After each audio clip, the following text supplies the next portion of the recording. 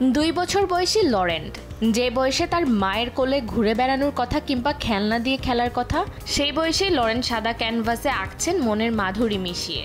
শুধু কি তাই, তার আঁকা প্রতিটি ছবি বিক্রি হচ্ছে 10,000 থেকে 2,70,000 ইউরো পর্যন্ত।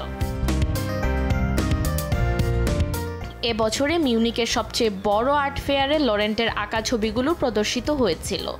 সেখানে বেশ সাড়া ফেলেছে তার ছবিগুলো। এবছরের সেপ্টেম্বরে তার ছবিগুলোর একক প্রদর্শনী করতে যাচ্ছেন।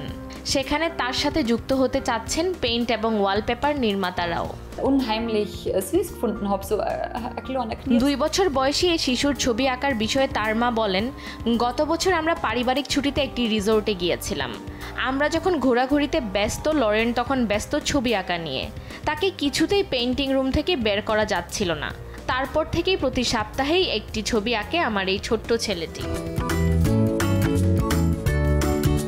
শিল্পীর পেইন্টিং রুটিন সম্পর্কে তার মা লিসা জানান, কখনো কখনো সে চিত্রাঙ্কন করতে পছন্দ করে না এবং 3 বা 4 সপ্তাহ ধরে তার স্টুডিওতে পাও রাখে না। কিন্তু তারপর হঠাৎ আবার সে বলে, মামা পেইন্টিং। রয়টার্স টিভির সাথে একটি সাক্ষাৎকারে তার মা আরও জানান, ব্যক্তিগতভাবে আমি লক্ষ্য করেছি সে রং পছন্দ করে, যা অবশ্যই অসাধারণ কিছু।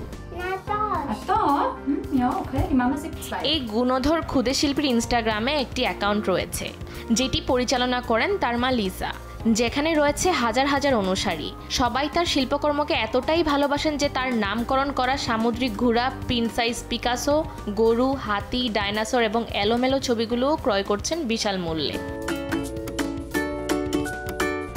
ফাতেমাতুজ জোহরা, দেশ টিভি।